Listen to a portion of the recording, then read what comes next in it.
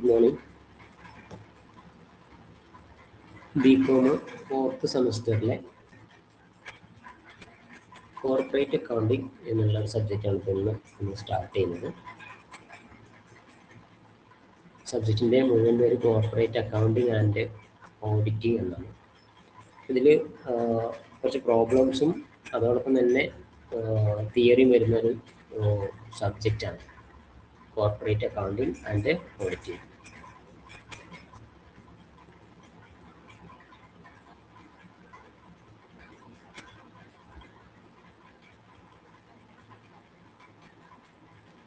First ബ്ലോക്കിൽ theory പോർഷനാണ് നമുക്ക് നോക്കാനുള്ളത്. Accounting for shares.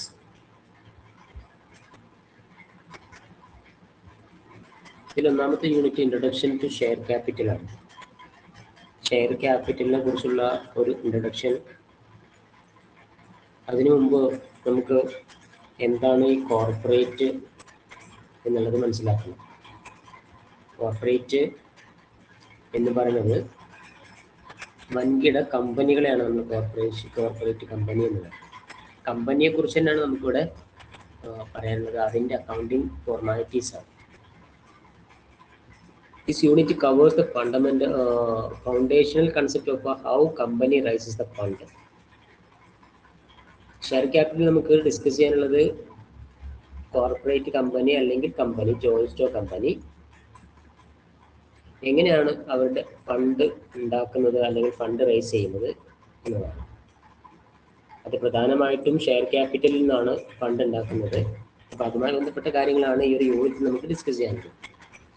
അപ്പോൾ അത് നമുക്ക് കമ്പനി എന്താണെന്ന് നോക്കാം. കോർപ്പറേറ്റ് കമ്പനി അല്ലെങ്കിൽ പബ്ലിക് കമ്പനി എന്താണ്?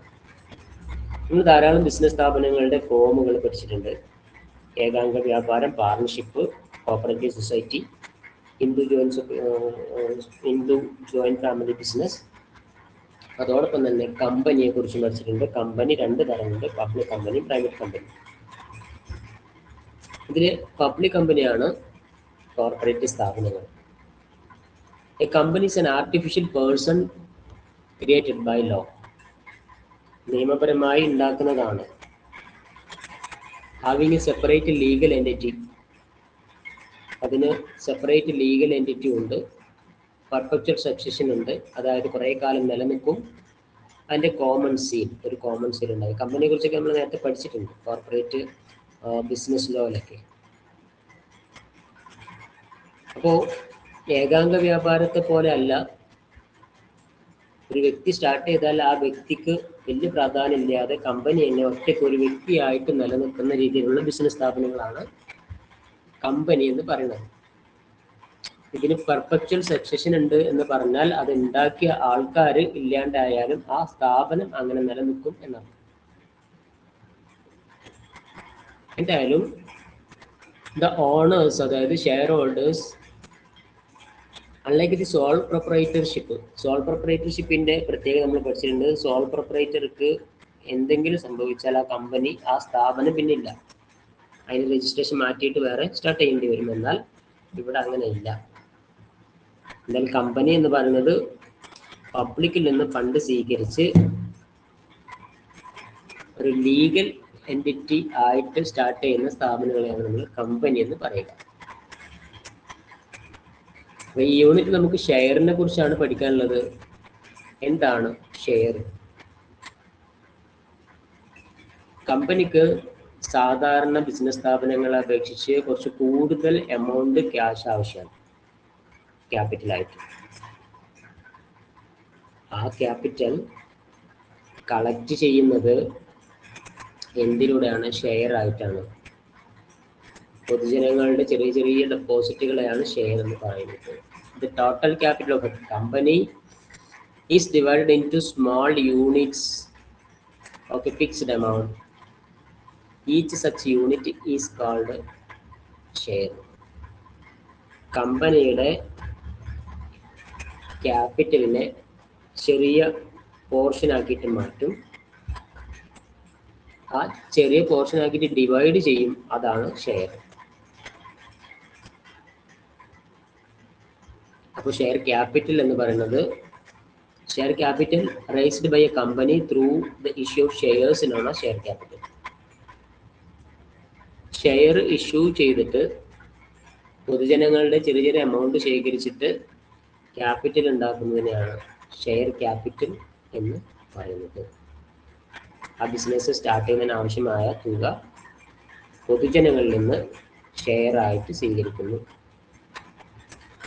അപ്പോൾ ഈ ഷെയർ തന്നെ പല രൂപത്തിലുള്ള ഷെയർ ഉണ്ട്. അത് നമുക്ക് ഇങ്ങനെയൊക്കെ അതിനെ കാറ്റഗറൈസ് ചെയ്യാം. ഓതറൈസ്ഡ് ക്യാപിറ്റൽ, അതായത് ഷെയർ ക്യാപിറ്റലിന്റെ ടൈപ്പാണ് കേട്ടോ, ഷെയറിന്റെ ടൈപ്പ് അല്ല, ഷെയർ ക്യാപിറ്റലിന്റെ ടൈപ്പ്. ഓതറൈസ്ഡ് ക്യാപിറ്റൽ ഉണ്ട്, അതിനെ നോമിനൽ ക്യാപിറ്റൽ എന്നും പറയും. ഓതറൈസ്ഡ് ക്യാപിറ്റൽ എന്ന് പറയുന്നത് maximum amount of capital a company is authorised to raise by its memorandum of association. ഒരു കമ്പനി സ്റ്റാർട്ട് ചെയ്യുമ്പോൾ ആ കമ്പനിയുടെ ഏറ്റവും പ്രധാനപ്പെട്ട ഒരു ഡോക്യുമെന്റ് ആണ് മെമ്മോറാണ്ടം ഓഫ് അസോസിയേഷൻ. അതിലാണ് ആ ഒരു കമ്പനി എത്ര രൂപയുടെ ബിസിനസ്സാണ്, എത്ര രൂപ ക്യാപിറ്റൽ വെച്ചിട്ടാണ് ബിസിനസ് ചെയ്യുന്നത് എന്ന് തീരുമാനിച്ച് എഴുതി വെക്കുന്നത്. അപ്പോൾ 10 കോടി രൂപയുടെ ഒരു പ്രൊജക്റ്റ് ആണ് എങ്കിൽ അതിൻ്റെ ഓതറൈസ്ഡ് ക്യാപിറ്റൽ എന്ന് പറഞ്ഞിട്ട് 10 കോടി രൂപ കാണിക്കും. അതാണ് ഓതറൈസ്ഡ് ക്യാപിറ്റൽ. ഒരു കമ്പനിയുടെ ഏറ്റവും മാക്സിമം എമൗണ്ട് ഓഫ് ക്യാപിറ്റൽ ആണ് ഓതറൈസ്ഡ് ക്യാപിറ്റൽ.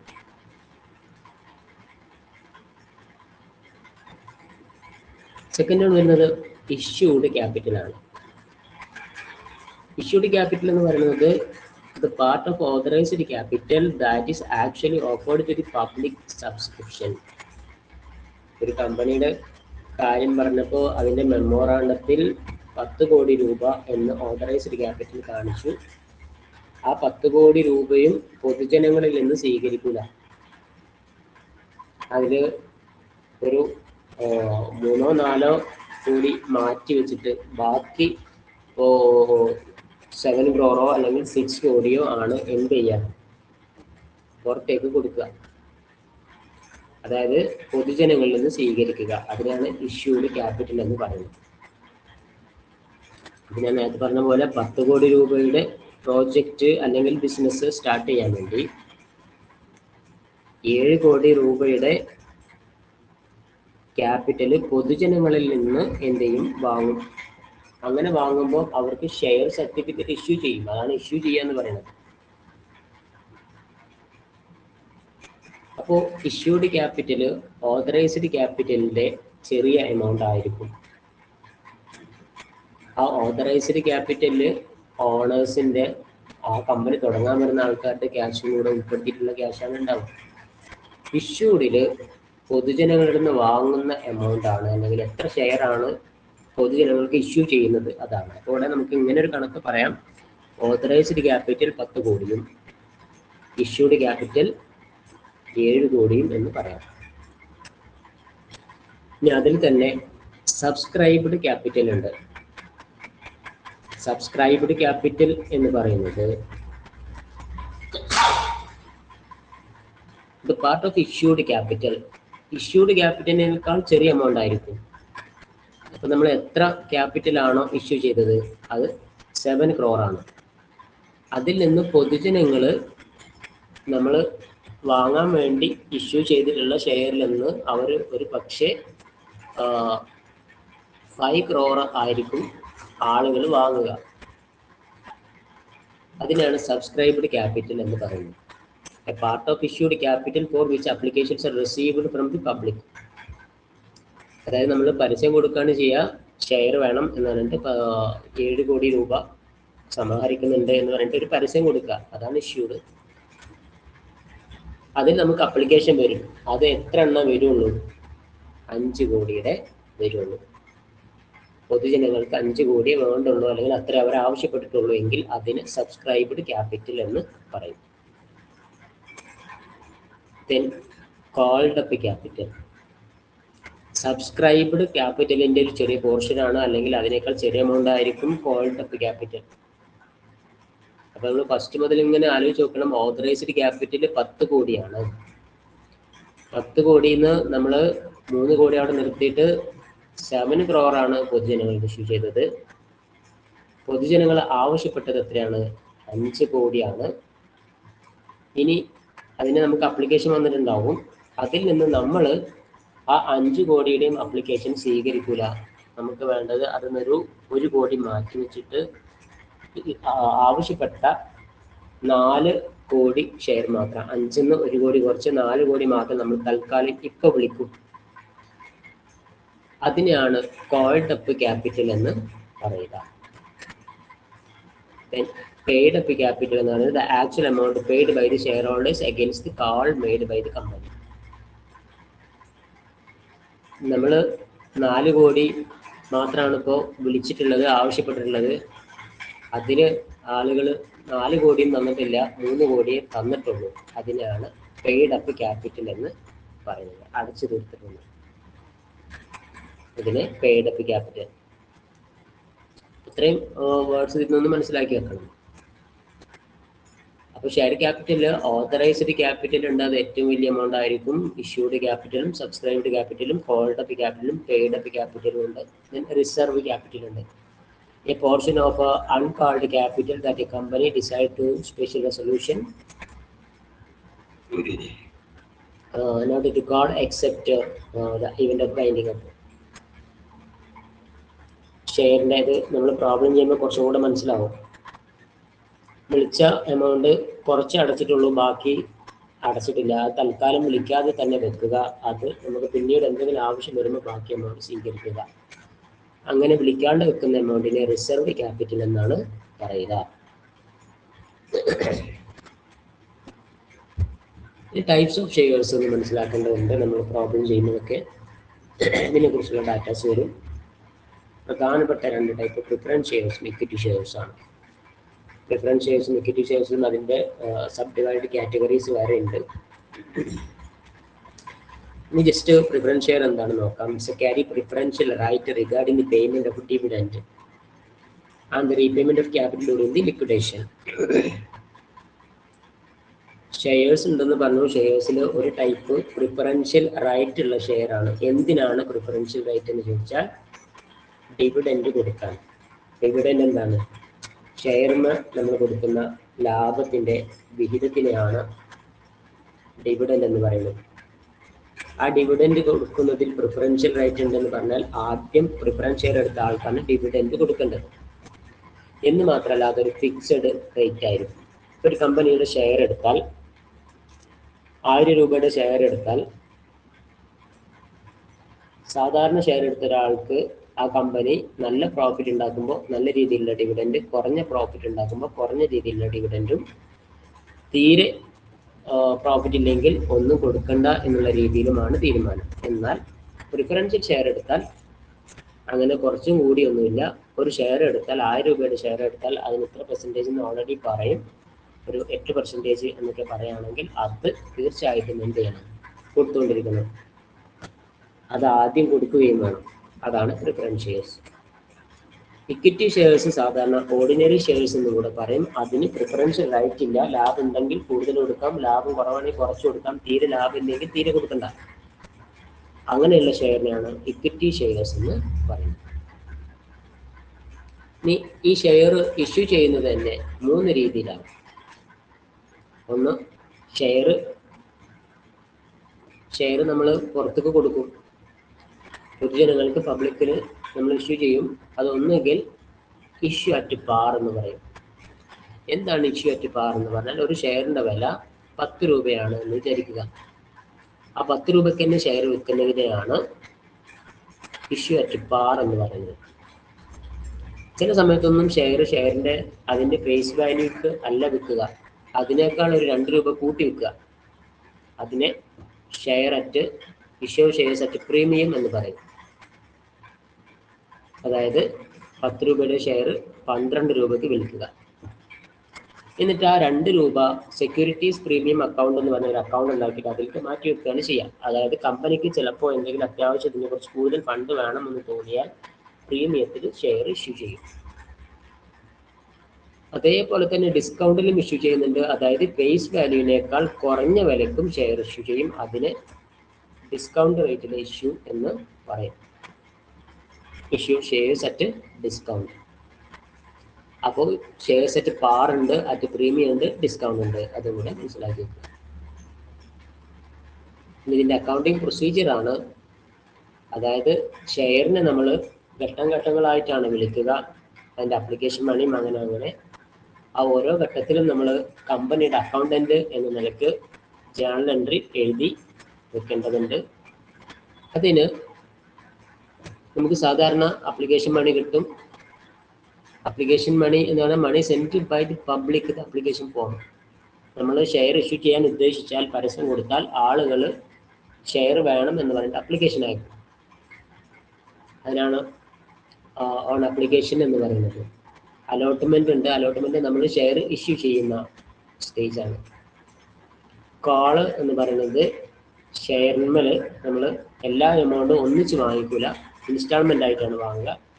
അതിലെ അപ്ലിക്കേഷൻ മണിയും അലോട്ട്മെന്റും കഴിഞ്ഞിട്ട് ഷെയറിന്റെ ബാക്കി വരെ നമ്മൾ കോൾ മണി എന്നാണ് പറയുന്നത്.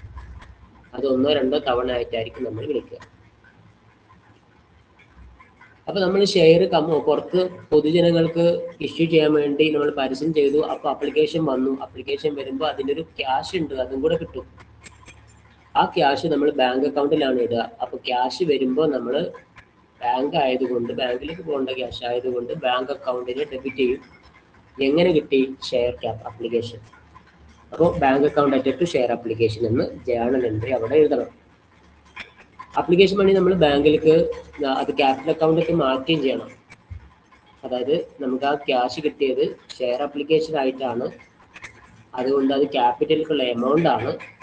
അതിനെ രണ്ടാമത്തെ എൻട്രി കൂടി നമ്മൾ എഴുതണം, share application account at share capital. ഇത് പ്രാക്ടിക്കലായിട്ട് ചെയ്യുമ്പോൾ കുറച്ചും കൂടെ മനസ്സിലാവും. അപ്പൊ അപ്ലിക്കേഷൻ മണി റിസീവ് ചെയ്യുമ്പോൾ 2 എൻട്രിയാണ് നമുക്ക് ചെയ്യാനുള്ളത്. ഒന്ന് bank account at share application account at share capital. Allotment money കിട്ടുന്ന സമയത്ത് share allotment account at share capital എന്ന് പറയും. അലോട്ട്മെന്റ് മണി ഡ്യൂ ആകുമ്പോൾ, അലോട്ട്മെന്റ് മണി റിസീവ് ചെയ്യുമ്പോൾ ക്യാഷ് കിട്ടി, ബാങ്കിലേക്കാണ് വരിക, bank account at share allotment എന്നും എൻട്രി ചെയ്താൽ. കോൾ മണിയുടെ എൻട്രിയും ഇതേപോലെ തന്നെയാണ് പോവുക. പ്രോബ്ലം ചെയ്യുമ്പോൾ നോക്കാം. ഇനി നമ്മൾ കോർപ്പറേറ്റ് അക്കൗണ്ടിങ് പഠിക്കുമ്പോൾ ഓർത്തിരിക്കേണ്ട കുറച്ച് വാക്കുകളുണ്ട്. അത് ഒന്ന് ഓവർ സബ്സ്ക്രിപ്ഷനാണ്. അതായത് 7 കോടിയുടെ ഷെയറിനാണ് നമ്മൾ പരസ്യമിട്ടത്. അവിടെ 8 കോടിയുടെ ഷെയറിന് നമുക്ക് അപ്ലിക്കേഷൻ കിട്ടി. നമ്മൾ വിചാരിച്ചതിനേക്കാൾ കൂടുതൽ ആളുകൾ ഷെയർ ആവശ്യപ്പെട്ടു എങ്കിൽ അതിനെ ഓവർ സബ്സ്ക്രിപ്ഷൻ എന്ന് പറയുന്നു. ഇതിന്റെ നേരെ ഓപ്പോസിറ്റ് അവസ്ഥനെ അണ്ടർ സബ്സ്ക്രിപ്ഷൻ എന്ന് പറയുന്നു. നമ്മൾ 7 കോടിയാണ് എന്ത് ചെയ്തിട്ടുള്ളത്, ഓഫർ ചെയ്തത്, പരസ്യം കൊടുത്തത്. 6 കോടി മാത്രമേ അപ്ലിക്കേഷൻ വന്നിട്ടുള്ളൂ എങ്കിൽ അതിന് അണ്ടർ സബ്സ്ക്രിപ്ഷൻ എന്ന് പറയും.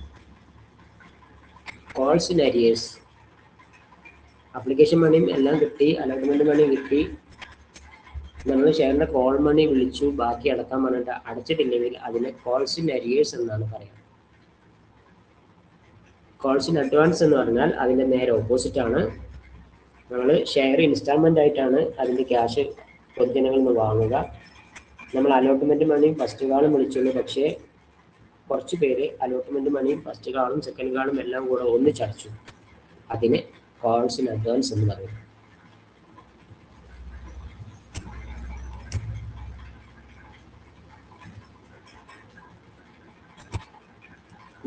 Methods of issuing shares. ഒരു പുതിയ കമ്പനി സ്റ്റാർട്ട് ചെയ്യുമ്പോൾ അല്ലെങ്കിൽ നിലവിലുള്ള ഒരു കമ്പനി എങ്ങനെയാണ് ഷെയർ ഇഷ്യൂ ചെയ്യുക? ഒരു കമ്പനി അതിന്റെ ക്യാപിറ്റൽ വർദ്ധിപ്പിക്കുന്നത് ഷെയർ ഇഷ്യൂ ചെയ്തിട്ടാണ്. അതിന് പല മാർഗങ്ങളും ഉപയോഗിക്കുന്നുണ്ട്. ഒന്ന് പ്രൈവറ്റ് പ്ലേസ്മെന്റ് ആണ്.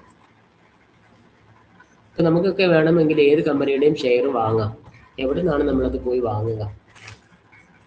ഏതെങ്കിലും ഏജൻസിയുടെ കയ്യിൽ നിന്നോ അല്ലെങ്കിൽ ആ കമ്പനിയുടെ ഡയറക്റ്റ് കൊടുക്കുന്ന സമയത്ത് നമുക്ക് വാങ്ങാം. Private placement involves the offer securities or an invitation subscribe to security select a group of person by a company other than the way of public offer.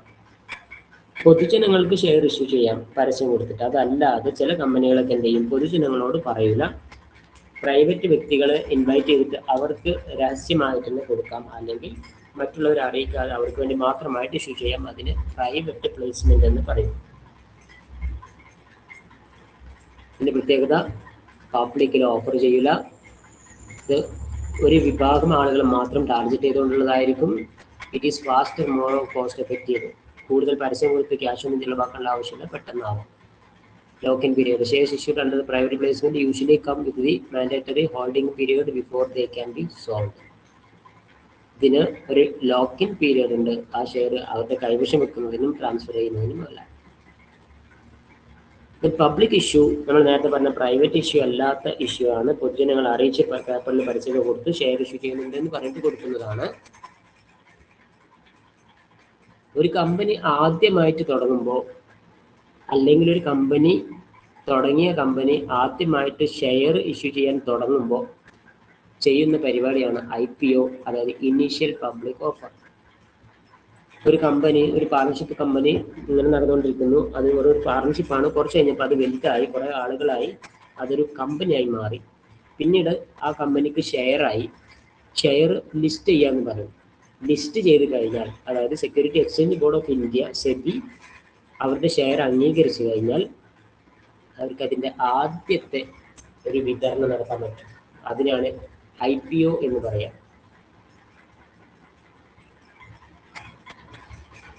അപ്പോൾ ഒരു കമ്പനി ആദ്യം പൊതുജനങ്ങൾക്ക് ഷെയർ ഇഷ്യൂ ചെയ്യുന്ന പരിപാടിയാണ് IPO. അവിടെ നിന്ന് അങ്ങോട്ടാണ് പിന്നെ എക്സ്ചേഞ്ച് ബോർഡിൽ ഷെയർ വരിക. ഫർദർ പബ്ലിക് ഓഫർ ഉണ്ട്. When already listed company issues additional shares to the public. ആദ്യമായിട്ട് ഒരു കമ്പനി ഷെയർ ഇഷ്യൂ ചെയ്യുമ്പോൾ അതിന് IPO എന്ന് പറയും. പിന്നീട് ഇഷ്യൂ ചെയ്യുന്നതിനെ നമുക്ക് FPO എന്നാണ് പറയുന്നത്. അപ്പോൾ കമ്പനി ഓൾറെഡി ലിസ്റ്റ് ചെയ്ത കമ്പനി ആയിരിക്കും. പിന്നെ ഇഷ്യൂ ചെയ്യുമ്പോൾ നമുക്ക് പ്രോസ്പെക്ടസും കാര്യങ്ങളൊക്കെ ആവശ്യമുണ്ട്. പിന്നെ ഇഷ്യൂ ചെയ്യുന്ന ഷെയറിനെ ആ കമ്പനിയൊക്കെ സെബി നിയന്ത്രിക്കുകയും ചെയ്യും. എന്താണ് സെബി എന്ന് ചോദിച്ചാൽ security exchange board of India. ഷെയറുമായി ബന്ധപ്പെട്ട റെഗുലേഷൻസ് ചെയ്യുന്ന ഒരു ഏജൻസി അല്ലെങ്കിൽ ഒരു സ്ഥാപനമാണ് security exchange board of India.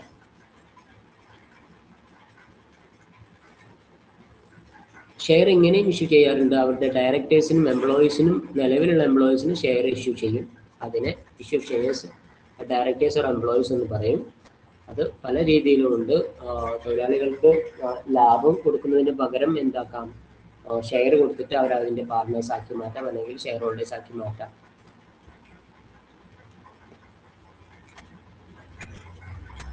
നിലവിലുള്ള ഷെയർ ഹോൾഡേഴ്സിന് തന്നെ ഷെയർ ഇഷ്യൂ ചെയ്യുന്ന മെത്തേഡുണ്ട്. അത് ഒന്ന് റേറ്റ് ഇഷ്യൂ ആണ്. അതായത് ഇങ്ങനെ ഒരു ആക്ട് തന്നെയുണ്ട്. ഒരു കമ്പനി ഷെയർ ഇഷ്യൂ ചെയ്യാൻ ഉദ്ദേശിച്ചാൽ, നിലവിൽ ഷെയർ ഉള്ള ഒരു കമ്പനി കുറച്ചുകൂടെ ഷെയർ കൊടുക്കണം, ഇഷ്യൂ ചെയ്ത് പൈസ ഉണ്ടാക്കണം എന്ന് ആലോചിച്ചാൽ ഈ സെക്ഷൻ അനുസരിച്ച് നിലവിലുള്ള ഷെയർ ഹോൾഡേഴ്സിന് തന്നെ ആദ്യം അവരോട് ചോദിച്ചിട്ട് അവർക്ക് കൊടുക്കണം എന്നൊരു ഓപ്ഷൻ ഉണ്ട്. അതിനാണ് റൈറ്റ് ഇഷ്യൂ, നിയമപരമായിട്ടുള്ള ഇഷ്യൂ എന്ന് പറയാം. ഇത് ആക്ട് അനുസരിച്ചുള്ളതാണ്. അപ്പം നിലവിലുള്ളവർക്കാണ് ഇത് കൊടുക്കുക. ബോണസ് ഇഷ്യൂ ഉണ്ട്. അതായത് ചില കമ്പനിയിൽ വർക്ക് ചെയ്യുന്ന ആളുകൾക്ക് ബോണസ് കൊടുക്കാനുണ്ട് എങ്കിൽ, എന്തെങ്കിലും ബെനിഫിറ്റ് കൊടുക്കാനുണ്ടെങ്കിൽ അത് ഷെയർ ആയിട്ട് കൊടുക്കുകയാണെങ്കിൽ അതിന് തൊഴിലാളികൾക്ക് ഫ്രീ ആയിട്ട് ഷെയർ കൊടുക്കും. അത് അവർക്കുള്ള ഒരു ബോണസ് ആയിട്ടൊക്കെയാണ് പരിഗണിക്കുക. ഇത്രയും കാര്യങ്ങളാണ് ഒന്നാമത്തെ യൂണിറ്റിൽ മനസ്സിലാക്കാനുള്ളത്. സ്പെഷ്യലി നമുക്ക് ജേർണൽ എൻട്രിയും കാര്യങ്ങളൊക്കെയാണ് മനസ്സിലാക്കി വെക്കേണ്ടത് പ്രോബ്ലം ചെയ്യാൻ വേണ്ടി. ഷെയറിൻ്റെ ടൈപ്സും കാര്യങ്ങളൊക്കെ വായിച്ച് മനസ്സിലാക്കുക. Thank you for listening. Good night.